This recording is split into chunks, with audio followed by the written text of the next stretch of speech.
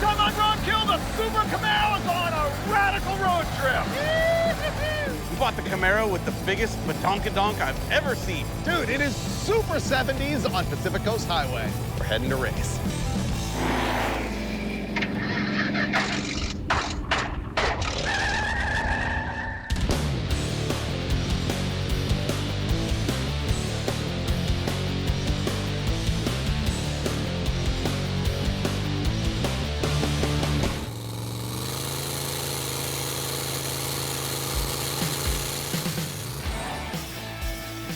Check out my latest online score.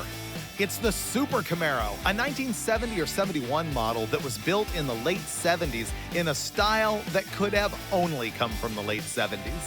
I also got a vintage twin turbo engine that was in the car in the early 80s, and someday we'd like to get that going. But for now, we're hoping that the current engine is good enough for a road trip between here and Tucson, Arizona, and historic Laguna Seca Raceway in Salinas, California.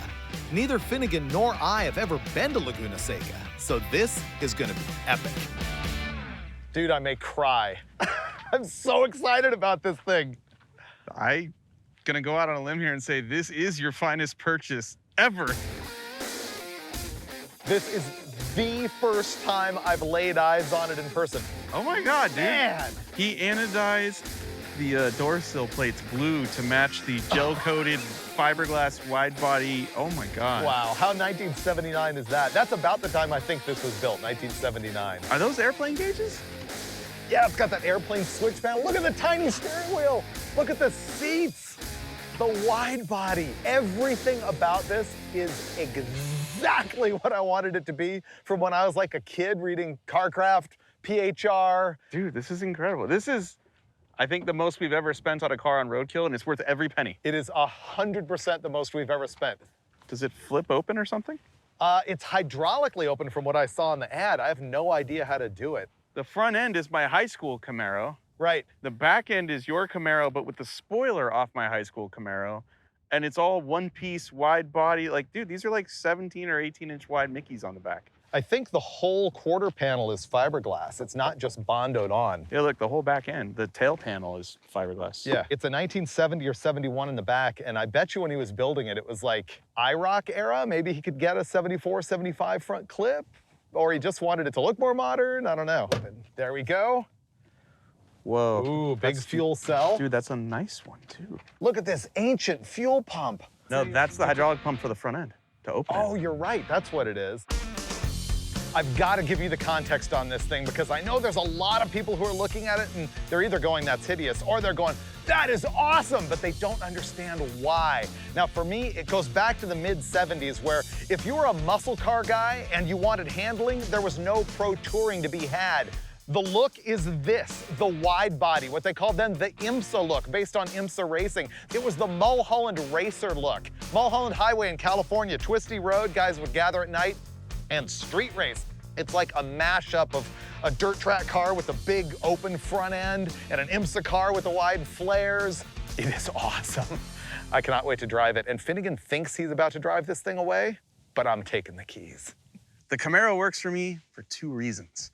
One, rarely do we ever get an automobile on Roadkill that is actually built well. This thing is nice. This is not a hunk of junk that we normally play with. And two, I've got a lot of nostalgia right now. There are pieces of this car that remind me of the very first car I ever owned in my life, which was a 1976 Chevy Camaro I had in high school. The car also reminds me of a movie I saw as a kid called Six Pack that starred Kenny Rogers as a dirt track racer. I don't even care if I get to drive the thing. I just want to ride around in a car that I kind of had in high school and daydream about being Brewster Baker. There are 12 switches. Oh, front, up, down. That opens the hood, I bet. Ooh, let's do it. The shifter's got a very weird pattern on it. So does this tilt? Open sesame. Oh my God, it's working. Keep going. I think it's a linear actuator, and that's why it's so slow. Well, that hood is so thick. Dude, that is so cool. So it's a small block Chevy with HEI. Oh, the guy's name is right on it. Built by R.J. Boscher. See that? It's got a 4160 carb. That is a monster radiator. Dude, the gauges, it's genius. Ooh, the side pipes. Yeah, Dude! they're not connected anymore. They must have gone to turbos or something. Yeah, this thing had 2 turbos blowing through a Holly on it. You gonna figure out how to run it? Ooh, that's promising. I already smell old gas. Whoa. This runs better than anything we own. Yeah. Let's go drive it. This is cool. Put the hood down. It'll take about 20 minutes. All right.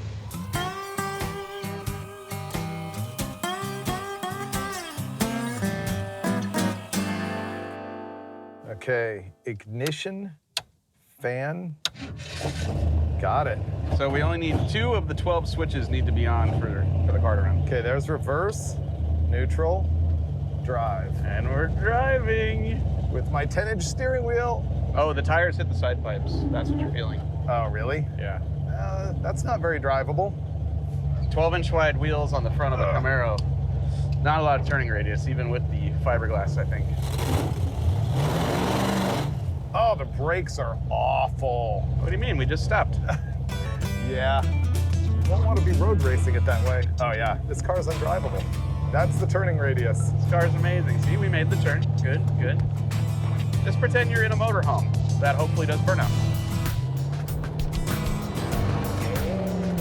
Wow, it's slow. That's Ford, by the way. That's floored? Uh-huh. Oh, no. Where'd the turbo motor go that came with this car? Yeah. Let's see. The shifter says park, reverse, neutral, drive, SL, and then on the other side it goes 1, 2, 3. Okay. Yeah, you were in third, which is why I wouldn't accelerate. 1, 2, 3. Yeah. Oh, okay. You got 3 gears. You'll figure it out once you're driving it. It's weird. I don't know if you're gonna let me drive it. If it gets much worse, I will. It really, like, steers everywhere. This is one of the better seats I've had. Something's wrong with the tune-up, really bad. Yeah, it doesn't run good. I didn't want to work on this. I just wanted it to be glorious. Have you seen the show? Uh, The faster you go, the better it rides. yeah. It's really quiet.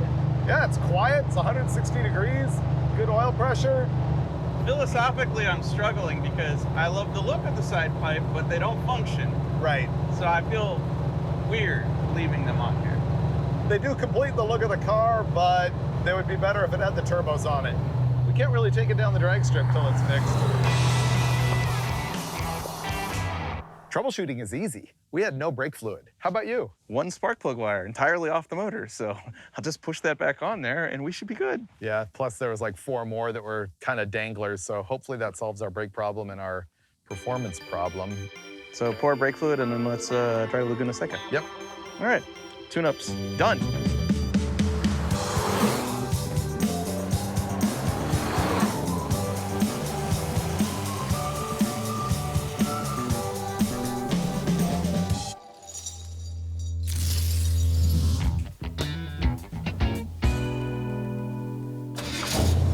Before we leave, we have to solve our fuel starvation problem. I hope it's just a fuel filter or something, but first I'm just gonna throw a timing light on it, see where that's at, and then we'll start troubleshooting.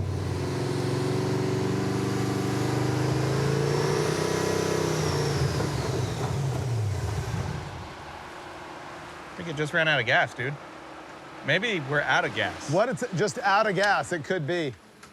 Well, that right there was only 20 degrees of timing. Let's have a look in here. The fuel level is on top of the pickup. Like, there's barely any there. Yeah, we need gas. We're about to fuel it up with one of the greatest roadkill tech tips of all time. It is the traffic cone fuel funnel.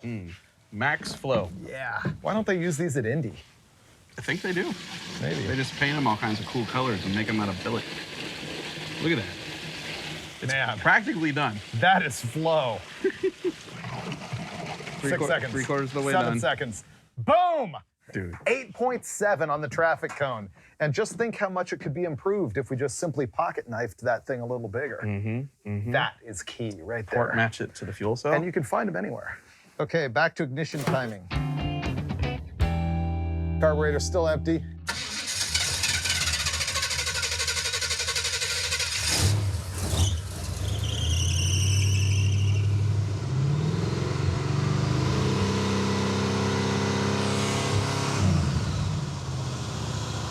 That's 40. It already runs better. Yeah.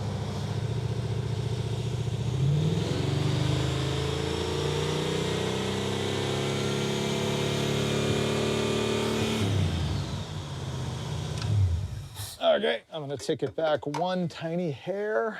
Even at part throttle, it was way happier now. Yeah, let me lock the distributor down and then give us a shot.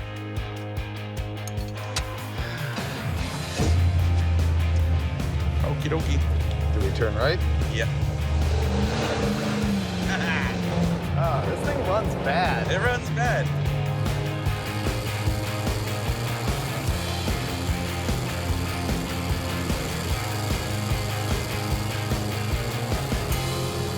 We don't have a functional tach, but that's a lot of RPM. What about that switch that says torque converter? I feel better. Does nothing. I did read from a guy who knew the guy who built this that it had a switch pitch converter in it at one time. So you could electrically change the pitch of it? Yeah. Wow. It literally lays over the fins to change the stall speed in the converter with a solenoid. Wow. It's a GM factory thing. That's pretty sweet. I smell burning oil. That's from the massive oil leak on the top of the motor that's running onto the bell housing. I think that's the back of the manifold. We're gonna make it. We've got 4 days to get to Salinas, home of Laguna Seca Raceway. Yep. That's genuine fire smell. What do you think? Nah. Are you sure? Wow, we're halfway to the highway. We're doing good. And we're headed to the highway. Isn't that Judas Priest? I'm living after midnight. Living after midnight, rocking to the dawn, loving till the morning, and I'm gone, I'm gone.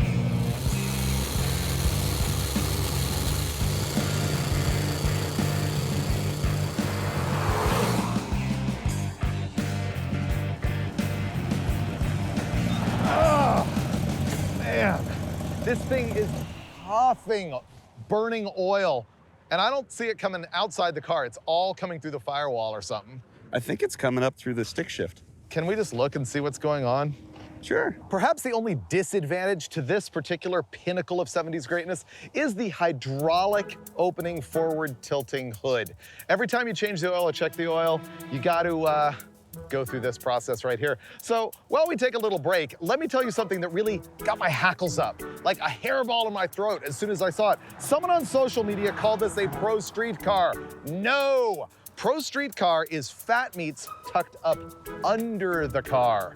This thing is wide-bodied out with fat meats sticking out with fender flares. Why would they do that? Well, first, to get wide meats. Second, to get a wider stance for that ultimate handling. That went up remarkably quickly. Sometimes this can take up to like 4 or 5 minutes. But now I hear the hydraulic fluid leaking out. I hear the air bubbles. It's still moving.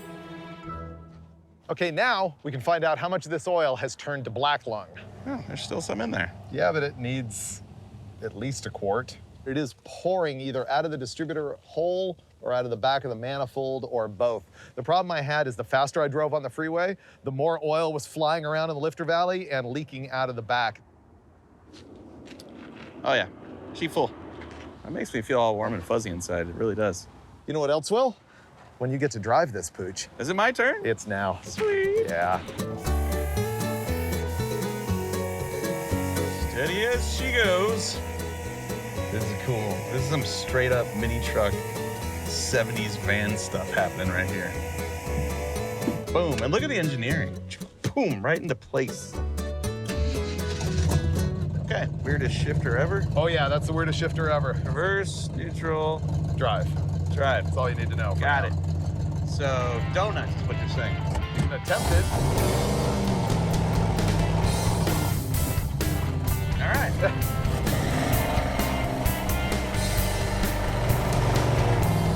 Well, I like the little wheel. It's cool, isn't it? This is just like playing Ivan Stewart's video game back in the... You're right. It needs the nitro boost button.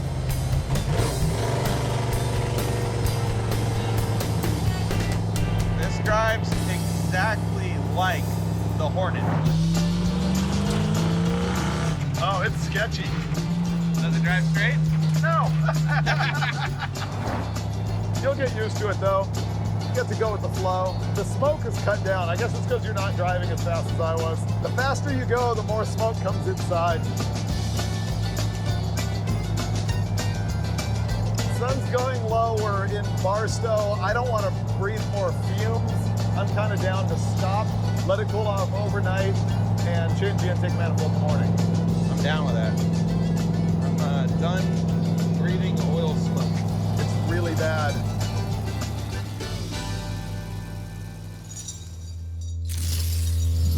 We've been in denial, but now that it's freezing, we need to fix it.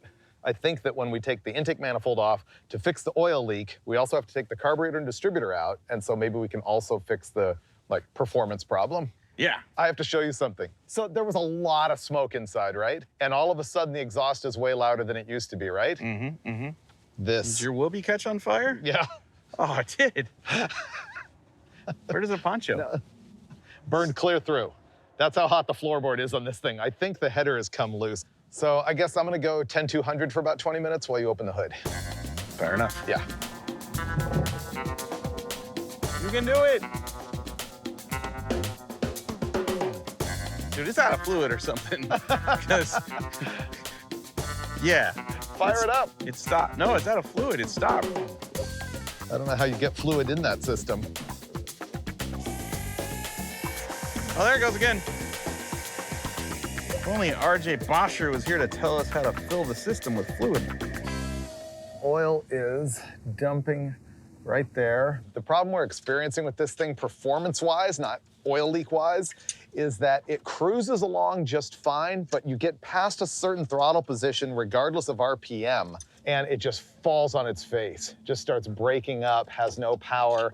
My gut still says fuel, but we're gonna start by changing the module in the HEI and even the coil in the HEI, just because we were at the parts store, so we bought both things at the same time.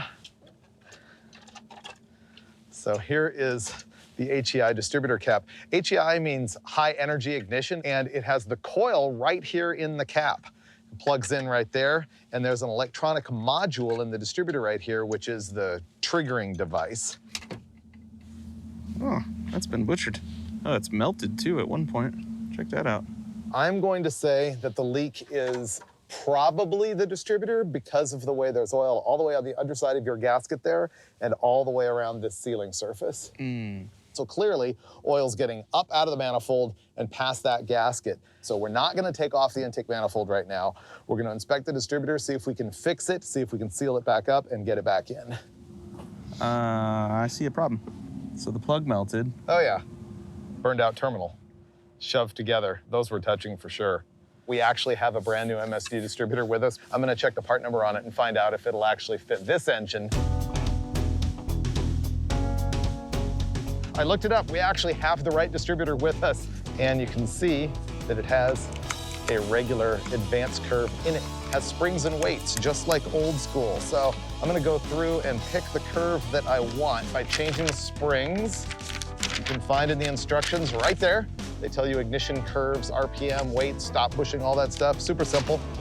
As soon as Dave's done fixing the distributor and getting it ready, that can go in, new plug wires can go on, and we can fire it up and set the timing again. There we go. Fixed.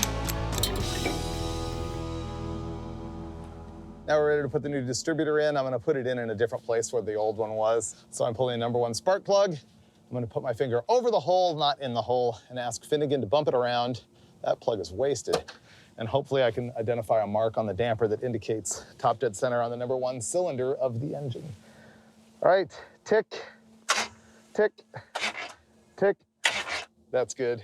I'm gonna do something you're not supposed to do. I'm gonna put 2 distributor gaskets on the distributor, and hopefully that fixes our oil leak. The reason I'm gonna do it is I don't know if the distance between the seat of the distributor inside the engine and that pad that's machined on the block is actually too tall, and if I add extra thickness to the gasket, it might help seal it. The reason you're not supposed to do that is that it does pull the distributor up out of the cam gear a little bit, and of course disengages the oil pump just a little bit, but we're gonna be okay. And on the small block Chevy, The vacuum canister wants to be right about there, and the rotor wants to point directly to the number 1 cylinder, which is the furthest forward one on the driver's side. There we go. Happened perfectly.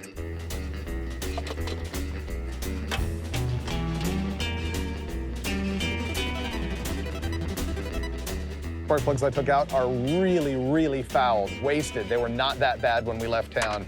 Number 6 and 8 are junk. Hopefully it doesn't happen again when I put these new spark plugs in with our new ignition system. It's gonna be amazing to drive this thing if it has power. That is super not pro and super roadkill. I think we're ready to fire this thing up and time it.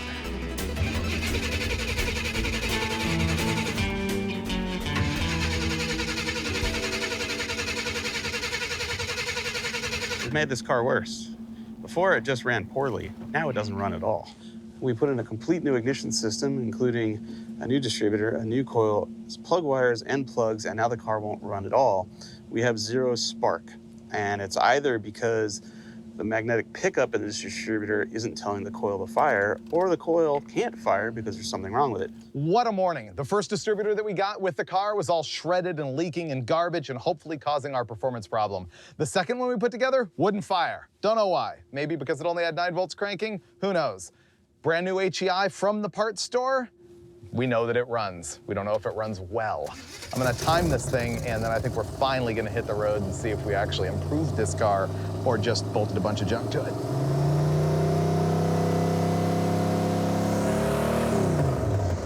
That's it.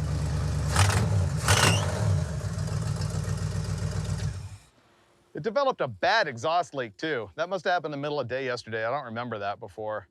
It's pouring oil out of the back of the intake manifold. Yeah. After Mike gets the hood closed in about 9 minutes, we'll be hitting the road to see if we actually fixed anything. We're gonna be looking for smoke from the oil leak or not oil leak, not sure yet, and we're gonna be looking for like engine performance. Get down! Get down!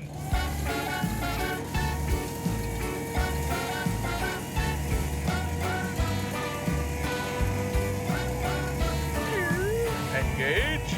Oh. We got new spark plugs, we got new wires, we got a new distributor. I'd be okay with that. I don't want to breathe smoke all day. It was so bad.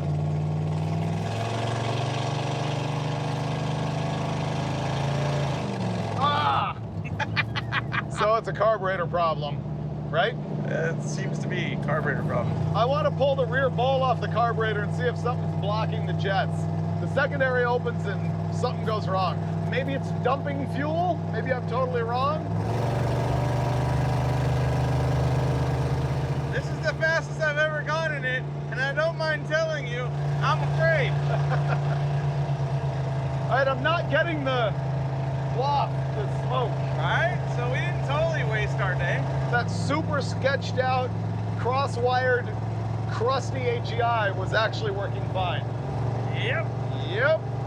But the other thing is if you come to a stop and lean into it real slowly, you'll see you'll get more RPM out of it before it starts to fall apart.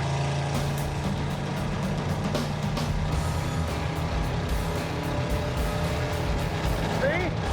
It's at different RPMs depending on how you load it.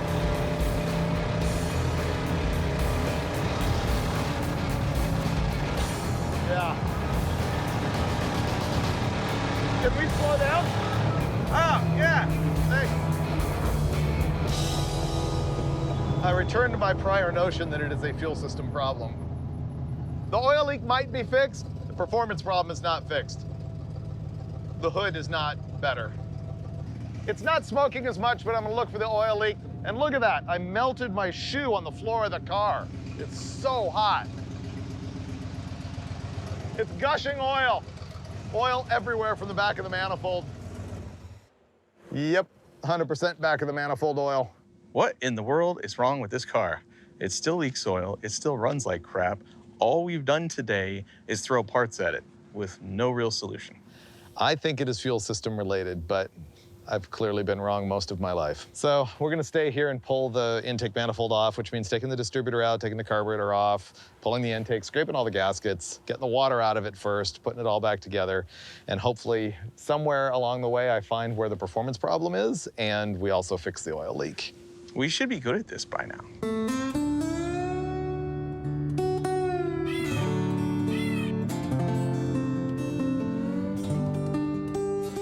Let me see what's wrong with this carburetor.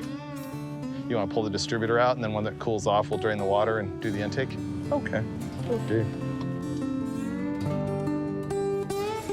Here's one clue already. I turned it upside down like this to drain it, and I barely got any fuel out of the secondary, and I got a ton out of the primary.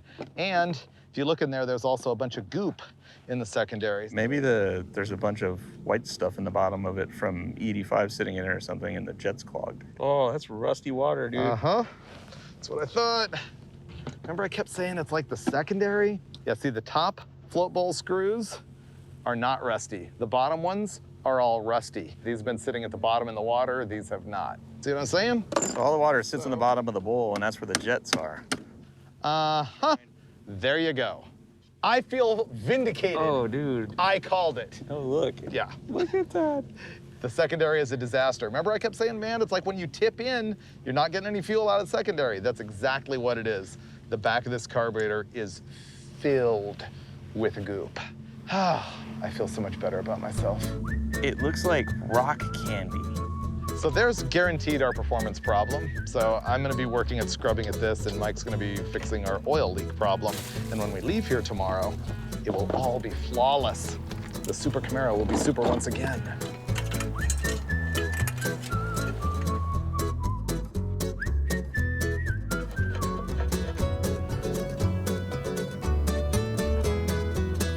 Okay, Mr. Manyfold, here we go. I like to pre-install the distributor in the intake and use it to line it up. Oh, okay. All right, clutch head screws off. Being super careful not to rip the gasket. Look at that, see? This is why I had to get that plate apart, because you can see the fuel gets sucked through right there. It still would have had no fuel, even though we cleaned up the outside of it so much. I think I've won. I think I've got it all clean. I think I've got the rubber bushing smushed in far enough on the transfer tube. I think it's gonna work. I'd like this to be the last time today that I do this. All I gotta do now, tighten down the cap, spark plug wires on, and then let it sit overnight. I'm not confident all of that silicone dried. So we'll let it dry overnight and then test fire tomorrow. I can't guarantee it's gonna run any better, but we're leaving Barstow.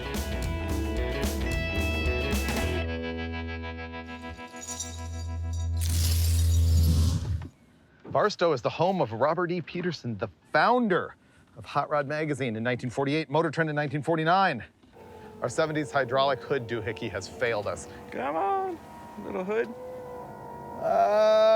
Yesterday, we rebuilt the entire front end of the fuel system and ignition systems on this car. And in theory, we should be able to fire it up and drive it away today, except our hood won't open.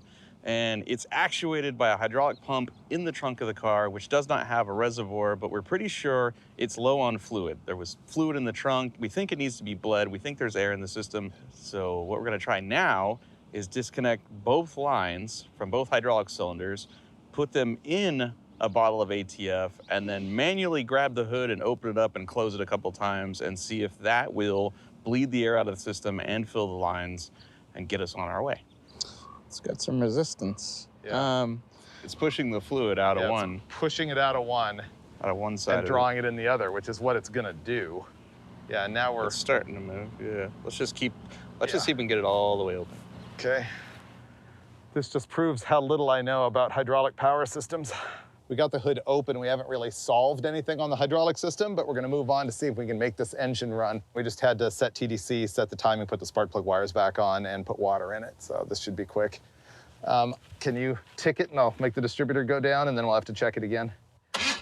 Okay, that's in. Now we're gonna need to go all the way around. Big. Stop right there. So we're just about to start the engine when Freiberger realized we never fixed the problem with the exhaust on the passenger side of the car. So we just jacked it up, and I found the driver's side collector missing 2 nuts. There was no gasket. It was basically falling apart, which is why the hot exhaust was going straight at the floor of the car.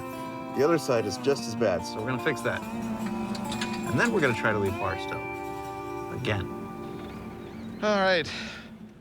He fixed that header gasket. I fixed this header gasket. He did the manifold, I did the carburetor, we did the carburetor, we did the timing. So when it doesn't run right now, I guess what I'm saying is that it's a group failure. All right.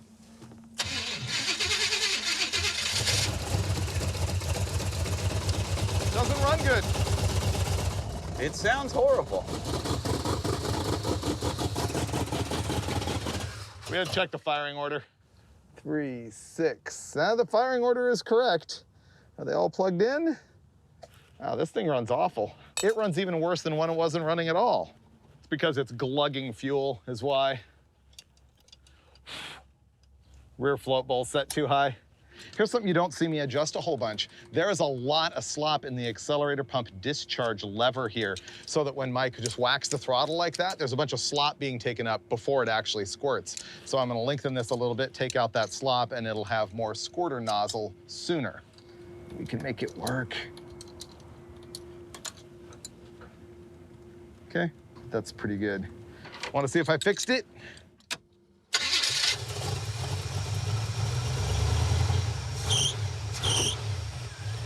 Okay. You want to try and shut the hood? All right. Going down. Oh, wait. There, oh. There we go. Gravity. Oh, let me put the air cleaner on. It's falling. Uh-oh. We're gonna lose the shop. I Hurry got up. this. I'm gonna lose my arm. This is a Raiders of the Lost Ark moment right here. It's Indiana Will Jones. Freiberger, get the air cleaner on before the hood severs his arm. Yes! We're out of here! Oh, it's a different car, dude. Runs way better. What? It's better. It's not misfiring. But It's it ain't still fast. doing that. It's not faster. No, it wasn't breaking up. It's just not fast. Oh no, it was lean misfiring. But it sounds better and it doesn't stink. The carburetor didn't fix the alignment. So how does it feel right now? I like it.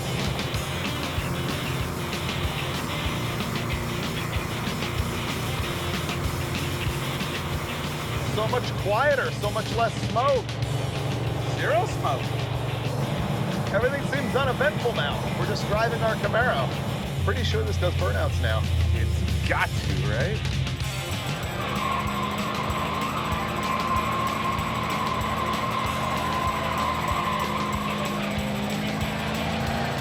So it has no power and reasonable traction. This is gonna be great at Laguna Seca. We are on our way to Rods West. Guy Don Waldron, who we have not seen since episode 8 of Roadkill, when we were taking the bare shell of the car that would become Blasphemy. And I have talked to him a few times over the years and you know, let him know what happened to those 2 wheels that he flowed me when we came by. They're still on the front of Blasphemy. They've been everywhere. Yep, and now I'm looking for wheels for the F-Rod, my Model A Ford hot rod that's been getting built on Roadkill Garage, and that someday will run and drive if only I can get wheels from the Don. And that's his with the trailer out front right there. Yeah. Wow. Time warp, flashback, deja vu. Oh, a Cadillac is awesome. Hey, Don. Hey guys, It's only been 9 years. seems like only yesterday. Good to see you. It's great to see you guys. Yeah. You know, every time that episode airs, I get calls from all over the country. Wow. Those wheels I got from you are still on the front of my Blasphemy. I actually have an agenda for being here, which is I'm building a 31 coupe. Okay. And I need some 15 by skinny fronts for it, like some slot mags. No slots. No slots? Unfortunately, Don said he doesn't really have what I'm looking for, but it doesn't matter because we're just gonna walk around here with him and see some radical stuff, and it's gonna be very cool to reconnect with Don. This is a car that I had since I was in high school. You've had this since you were in high school? Yeah, in 1965, I started to build this car just like this. This thing is awesome. I like the roll bar. Before you guys leave, I'll start it up. Have you ever seen a 15 by 3.5 Daisy, like a 200S? That's the toughest wheel to find. That's what I thought. I still have a lot of wheels, but I'm trying to think of something that would be early period. I'll show you a picture of the car so you have an idea. This is probably a 4, isn't it?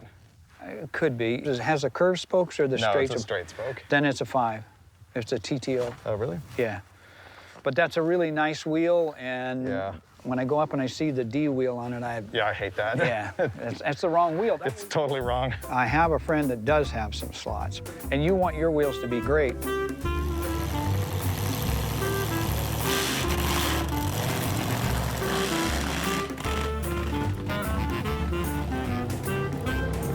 Okay, well, that was cool. I'm glad we went. Yeah, Don's cool. He didn't have the wheels that I needed, but I think he's gonna dial me in with the wheels that I need.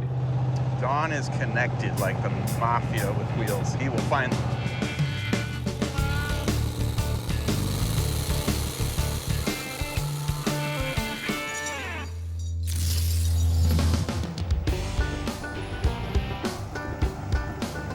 Man, it's been a nice drive already this morning. Nice coastline, ocean air, and the car runs like doo-doo. Yeah, imagine that. Different day, same result. Doo-doo. Runs horrible and the hood won't open. It's not as bad as it used to be, but the carburetor is enough junk that we went and bought another one. So we're gonna do a nice seaside carburetor swap here with our new pet here. That's Henry.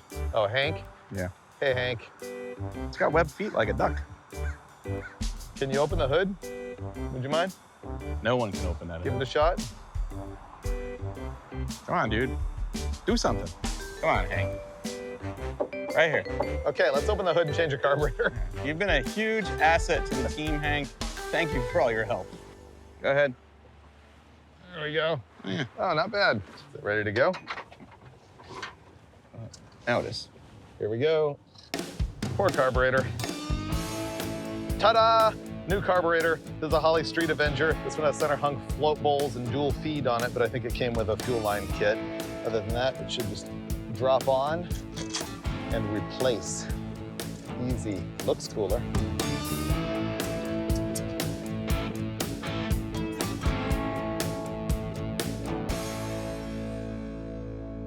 The last piece of the puzzle. Stud to hold the air cleaner on. And then it'll just start right up, require minimal effort on our part to tune it, and we'll be on our way with a faster, more reliable car. Want to make noise? Yep. There we go. Perfect.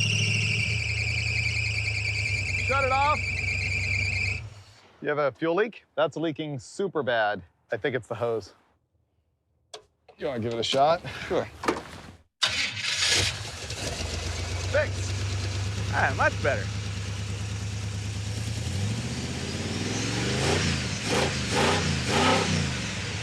Still sounds lazy, doesn't it? Yeah. The only thing we haven't done is pull the valve covers at this point. Nah. All right, let's go.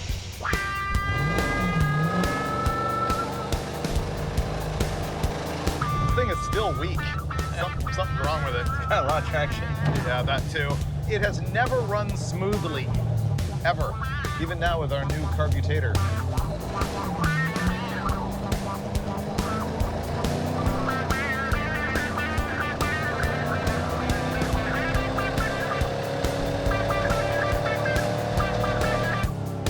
It's better than it was, but it's still, Yeah, maybe it needs spark plugs now. it's just a turd. It is a turd. Oh, this is awesome. Look at this. This is really sweet. I used to say I only miss the tacos and my friends after leaving California. I could miss this. This has been an unforgettable trip for me personally. Well, and Hank. Who can forget Hank? He was so instrumental in putting that newer, not better carburetor on this engine. Yeah, this engine's a mess. It's got to have the turbo motor in it. Yeah. It really does. Oh, dude. I mean, the side pipes need to be put to good use. They're humiliating otherwise. You know what we haven't done really well on this trip? Tuned up the motor? That. Or a proper burnout. Yeah.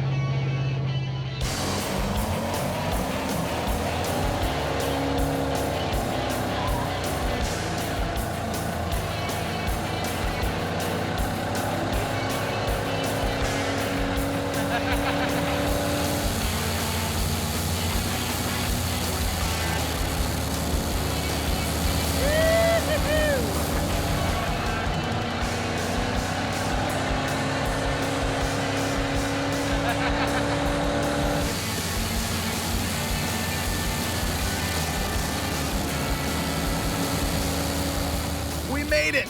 Our burnout was just a waft of smoke away from the gates of world-famous Laguna Seca Raceway. You know, I always say don't get it right, just get it running, and if we'd tried to perfect the Camaro, we probably would have never left Tucson. But instead, we hit the road and found out exactly how much we love this absurd car. We may have never found out that the engine is a complete roach if we hadn't road tripped it, but that's the least of our worries. What's far more urgent is to find out if Super Camaro's handling can match the promise of those massive meets. We're gonna hit Laguna Seca and run it against the NASCARlo and the Rodson. We're also gonna find out if any of those Roadkill cars can outrun a bone stock V6 rental car. You'll see all of those answers and all of the action on the next episode of Roadkill.